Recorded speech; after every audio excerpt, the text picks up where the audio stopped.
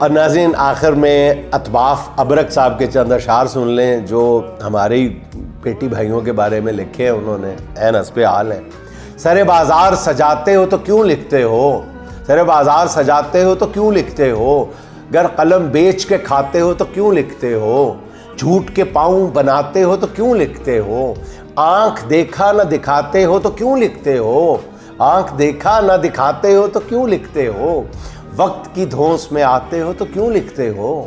شاہ کے ناز اٹھاتے ہو تو کیوں لکھتے ہو، راہ سیدھی نہ دکھاتے ہو تو کیوں لکھتے ہو، خضر رہزن کو بتاتے ہو تو کیوں لکھتے ہو، خضر رہزن کو بتاتے ہو تو کیوں لکھتے ہو، خون ناحق جو چھپاتے ہو تو کیوں لکھتے ہو، ظلم انصاف بتاتے ہو تو کیوں لکھتے ہو، بات بے وجہ بڑھاتے ہو تو کیوں لکھتے ہو، دیے نفرت کے جلاتے ہو تو کیوں لکھتے ہو، خود کو لفظوں میں نچاتے ہو تو کیوں لکھتے ہو، خود کو لفظوں میں نچاتے ہو تو کیوں لکھتے ہو، بس خریدار رجھاتے ہو تو کیوں لکھتے ہو، بس خریدار رجھاتے ہو تو کیوں لکھتے ہو۔